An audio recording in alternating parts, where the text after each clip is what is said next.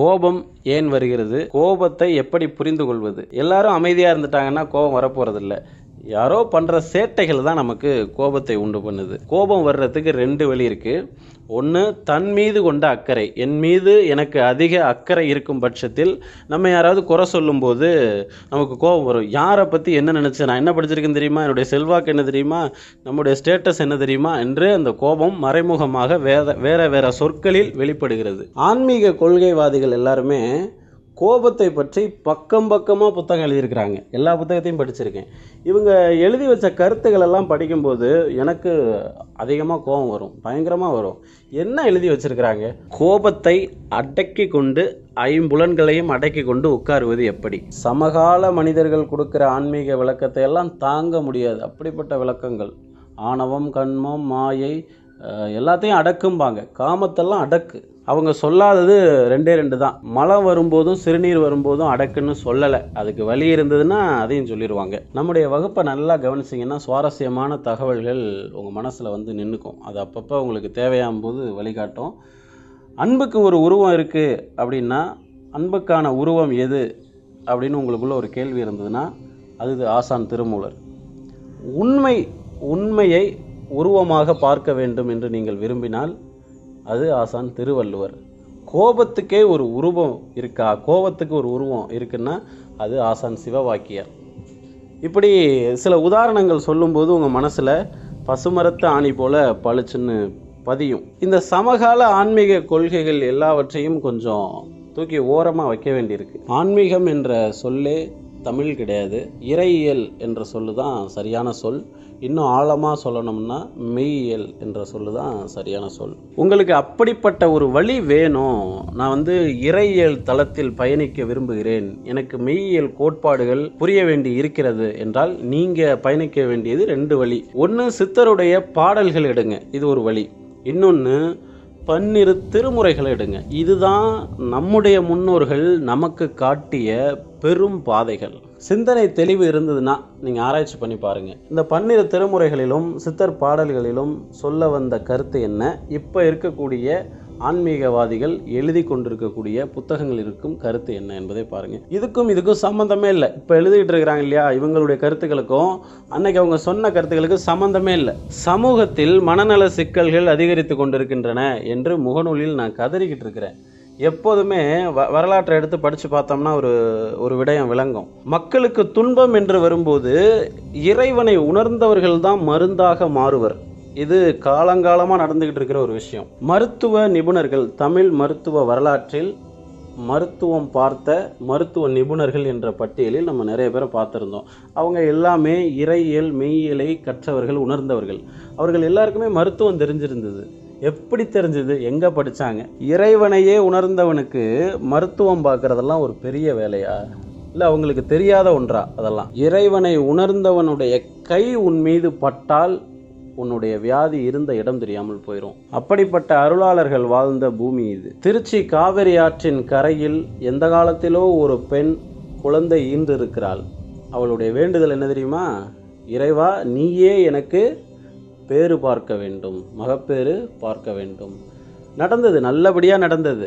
இன்றைக்கு மலைக்கோட்டையில் இருக்கக்கூடிய ஈசனுக்கு பேர் தாயுமானவன். எனக்கு தாயுமாகி பிரசவம் பார்த்ததால் உன்னை தாயுமானவன், எனக்கு தாயானவன் என்று வணங்குகிறேன் என்று வணங்கியதால் அந்த பெயர் அங்கு நிலை பெற்றது. திருத்தொண்டர்களுடைய வாழ்க்கையில் நடந்த சம்பவங்களை எல்லாம் பார்க்குறோம் அப்படின்னா, ஒரு ஊருக்கு திருநாவுக்கரசர் போறாரு. அங்கிருந்த ஒரு மனிதர் அவரை சந்திக்கும் பொழுது அவர்கள் என்ன பேசிக்கொண்டார்கள், அதன் பிறகு அவருடைய வாழ்க்கையில் என்ன மாற்றங்கள் நடந்தது என்பதெல்லாம் இன்னைக்கும் வரலாற்று செய்தி.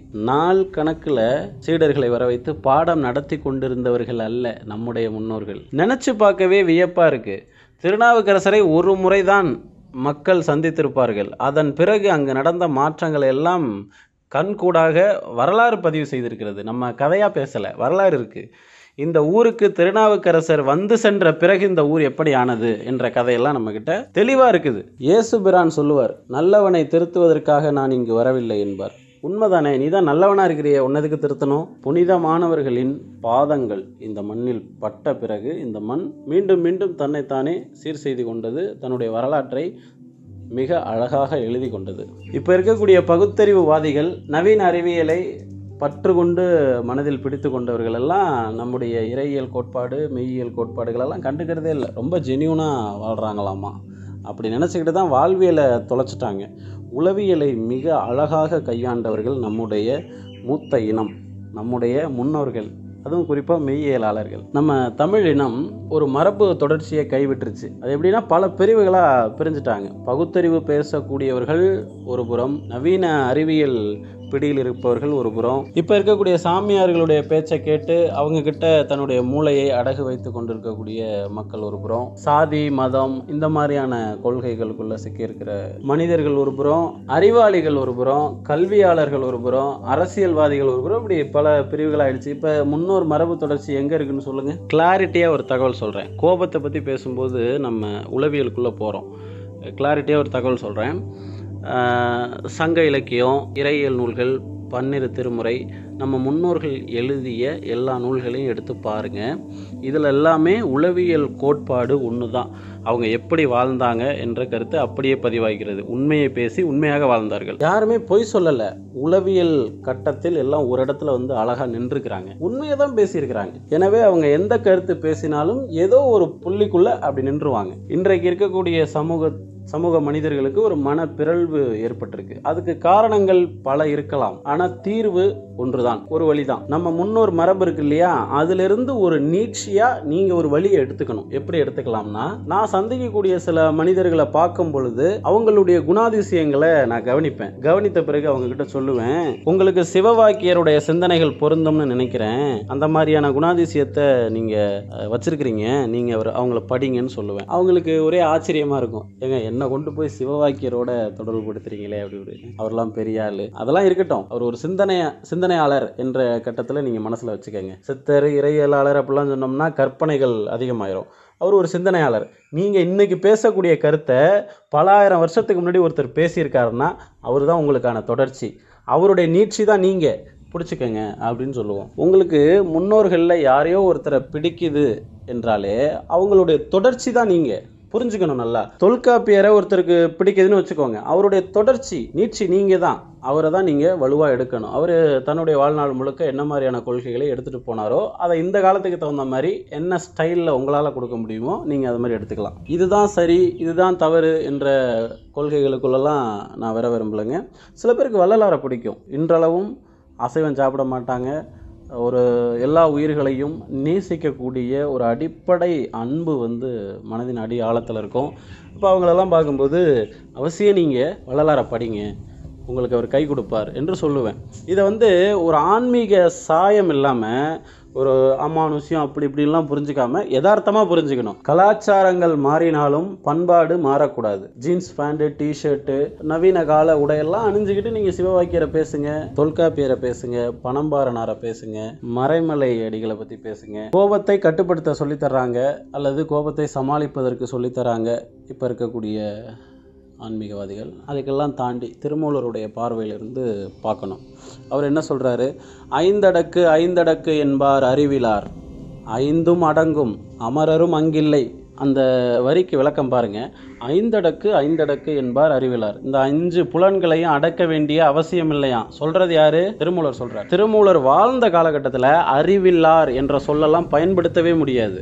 ஏன்னா எல்லாமே மெத்த படித்தவர்கள். ஒரு பெரிய நிலையில் இருக்கக்கூடிய ஒருத்தர் அந்த நூலை வாங்கி பார்க்குறாருன்னா அபச்சாரமான சொற்கள் வந்து இருக்கக்கூடாது. உடனே கேள்வி கேட்பாங்க, அடுத்தவன் அறிவு இல்லைன்னா உனக்கு அறிவு இருக்கணும்ல. திருமூலருக்கு மட்டும்தான் அறிவில்லாதவனே என்று தன்னுடைய நூலில் எழுதுவதற்கு ஒரு திராணி இருந்தது. அந்த அளவுக்கு அவருக்கு தெளிவு இருந்தது. ஐந்தடக்கு என்பார் அறிவிலார். அன்னைய காலகட்டத்தில் அது பெரிய கருத்து, எல்லாரையும் மிரட்டி போட்ட கருத்து. எல்லாரும் குருநாதருமே ஐம்புலன்களை அடக்கி உட்கார்னு சொல்லும்போது ஒருத்தர் மட்டும் அறிவில்லாதவன் தான் அப்படி சொல்லுவான்னு சொல்றார். ஐந்தும் அடங்கும் அமரரும் அங்கில்லை. இந்த 5 புலன்களும் அடங்கும், நீ அடக்கிறல்ல அடங்கும், அடங்காமலாம் போயிடாது. ஆனால் நீ நினைக்கக்கூடிய ஒன்று அங்கே இல்லைங்கிறார். நீ எதுக்காக இந்த 5 புலனையும் அடக்கிறியோ அது அங்கே இல்லை. ஐந்தும் அடக்கா அறிவு அறிந்தேனே என்பது அவருடைய கடைசி வரி. 5 புலன்களையும் எப்படி கையாளணும்னு சொல்லியிருக்கிறாரு. பார்ப்பான் அகத்திலே பார்ப்பசு ஐந்தொண்டு, மேய்ப்பாரும் இன்றி வெறித்து திருவன, மேய்ப்பான் கண்டுகொண்டு வெறியும் அடங்கினால் பார்ப்பசு ஐந்தும் பாலா சொரியுமே. பசும்பால் புனிதமானது என்று நீங்கள் கருதினால் அந்த பாலை விட இவர் எழுதிய இந்த பாடல் மிகவும் ருசிகரமானது என்று நான் சொல்கிறேன். பார்ப்பான்னா நம்ம தான், சரிங்களா? சரம் பார்ப்பவன் பரம் பார்ப்பான் என்று ஒரு பொருள் இருக்குது. பார்ப்பான்னா நம்ம தான். அப்போ பார்ப்பான் அகத்திலே பார்ப்பசு ஐந்துண்டு. இந்த உடம்புக்குள்ளே ஐம்புலன்கள் இருக்குது. மேய்ப்பாருமின்றி விருத்து திருவன, நம்ம தான் மேய்க்கிறவன். இந்த 5 புலன்களை நம்ம மேய்க்கவே இல்லைல்ல. கண்ணு அது பாட்டுக்கு எதையோ பார்க்குது, காது எதையோ கேட்குது, வாய் என்ன பேசுகிறதுன்னு தெரியாமலே பேசிக்கிட்டு இருக்கிறாங்க, எதை சாப்பிட்றதுன்னு தெரியாமலே சாப்பிட்டுக்கிட்டு இருக்கிறாங்க.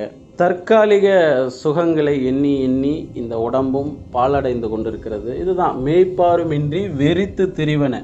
வெறிச்சு போய் தெரியுதான் இந்த ஐம்புலன்களும். யாரே மேய்க்கிறவன் சரியா இல்லை, நீ சரியா இல்லை, ஐம்புலன்களையும் மேய விட்டுக்கிட்டு இருக்கிற.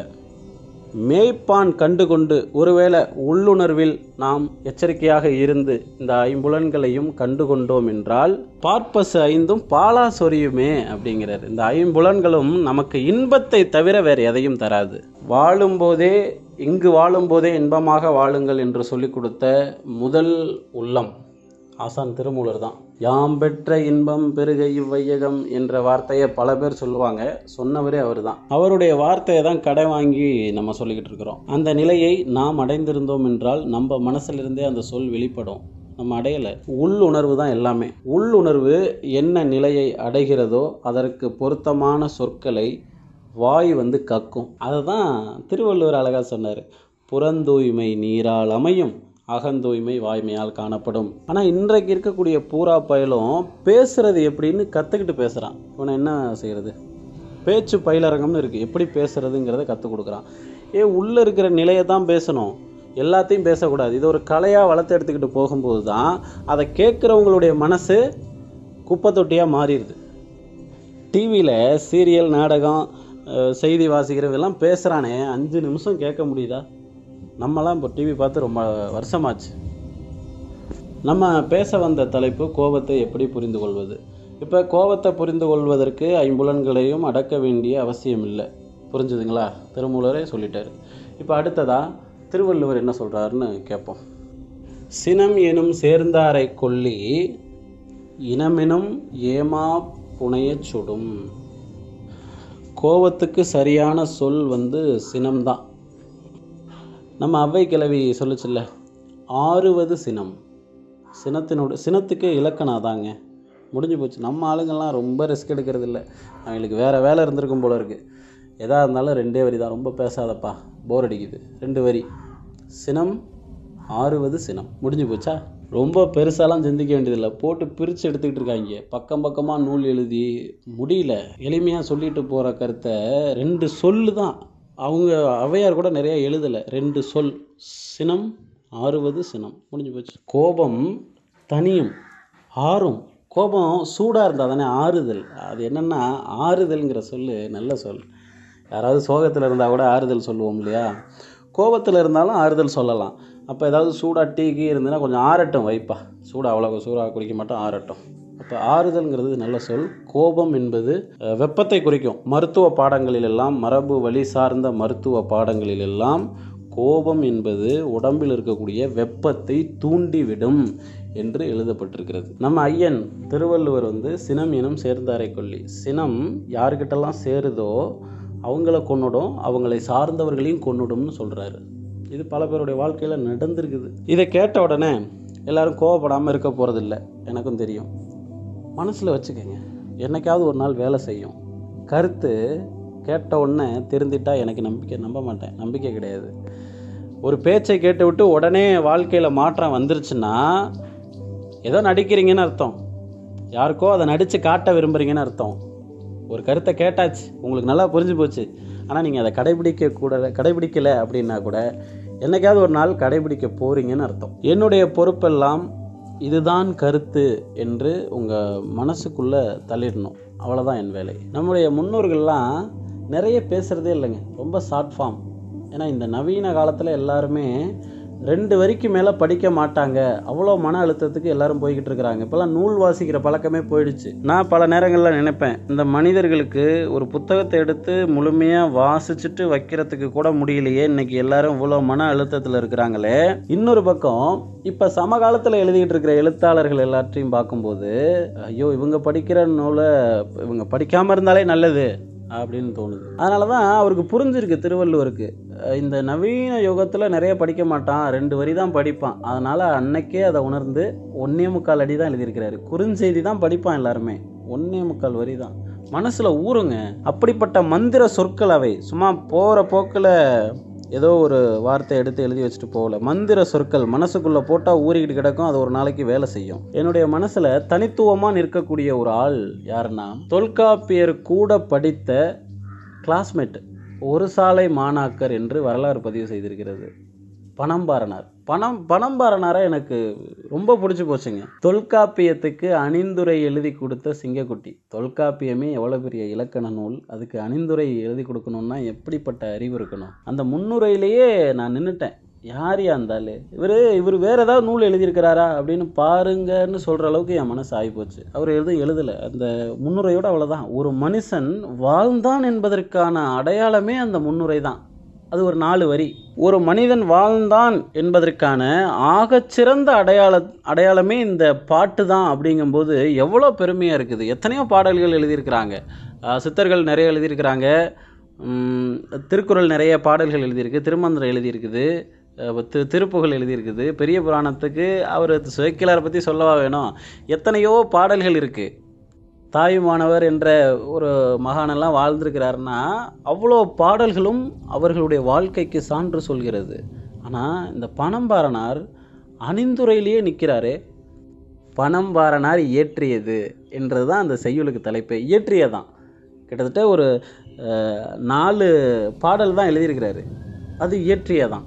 4 பாடலை உட்காந்து இயற்ற அந்த அவர் ஒரு நூல் எழுதியிருக்கலாம். நான் ரொம்ப மனசில் ஏங்கியிருக்கிறேன். வடவேங்கடம் தென்குமரி ஆயிடை தமிழ் கூறும் நல்லுலகத்து வழக்குஞ்செய்யிலும் ஆயிரு முதலின் எழுத்தும் சொல்லும் பொருளும் நாடி செந்தமிழ் இயற்கை சிவனிய நிலத்தொடு முந்துநூல் கண்டு முறைப்பட எண்ணி புலந்தொகுத்தோனே போக்கரு பணுவல் நிலந்திரு திருவிற்பாண்டியன் அவையத்து அரங்கரினாவின் நான்மறை முற்றிய அதங்கோட்டாசான் கரில் பகந்தெறிந்து மயங்கா மரபின் எழுத்து முறை காட்டி மல்குநீர் வரைப்பின் 5 நிறைந்த தொல்காப்பியன் என தன் பெயர் தோற்றி பல் புகழ் நிறுத்த படிமையோனே. திருவள்ளுவர் சொல்கிறார் இல்லையா, அகந்தூய்மை வாய்மையால் காணப்படும்னு. நான் பேசும்போது என்னுடைய மன தூய்மை கேட்பவர்களுக்கு தெரியும்னா, நூல் எழுதி வைத்திருக்கிறார்கள் என்றால் அது என்ன சொற்கள் வெளிப்பட்டிருக்கிறது அவருடைய மனசிலிருந்து என்று பார்க்கும்போது எழுதியவரினுடைய உளவியல் நமக்கு பிடிபடும். அவருடைய ஒரு புத்தகம் படிக்கிறீங்கன்னா அவங்களுடைய அகந்தூய்மை உங்கள் மனசுக்கு தெரியும். பனம்பாரனார் அப்படிப்பட்ட ஒரு வேலை தான். தொல்காப்பியத்தையே தூக்கி நிறுத்தக்கூடிய அளவுக்கு ஒரு செய்யுள். அந்த ஒரு செய்யுளின் வழியாக அந்த மனிதனுடைய வாழ்க்கை எப்படி இருந்திருக்கும் என்று நம்மால் புரிந்து கொள்ள முடியும். சினம் முறையான செயல் வழிபட வேண்டும் என்று இறையை வேண்டி நிறைவு செய்கிறேன்.